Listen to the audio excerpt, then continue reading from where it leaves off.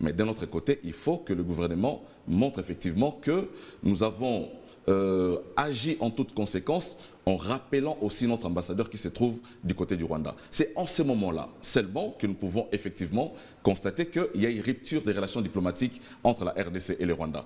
Je salue la première étape qui a été franchie, mais il faut aller à la seconde étape qui est de rappeler notre ambassadeur. Donc, comme je disais, il faut que nous puissions prendre notre destin en main. J'ai des propositions à faire. Ce sont des propositions drastiques.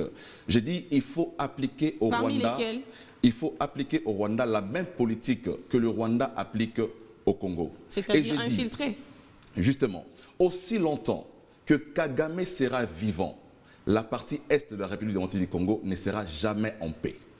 Aussi longtemps que Kagame sera au trône au Rwanda, il n'y aura pas de paix à la partie est de la République. Mais qu'est-ce qui Donc explique... tout ce que nous sommes en train de faire comme diplomatie, des accords de Nairobi, en Angola, tout ça, ça ne dit rien à Kagame.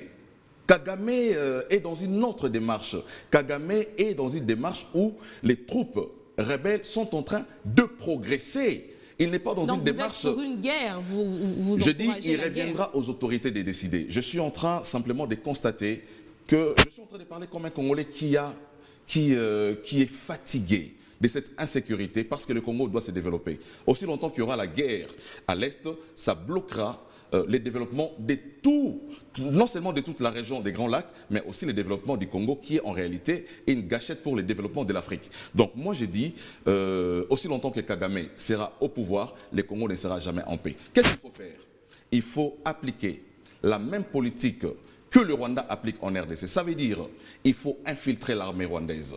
Il faut infiltrer les institutions politiques au Rwanda, les institutions administratives. Il faut infiltrer l'immigration du Rwanda, comme les Rwandais ont fait chez nous ici. Nous avons des parlementaires qui sont rwandais dans notre pays, parce que nous leur avons donné la nationalité congolaise. Ils sont dans notre armée. Voilà pourquoi notre armée...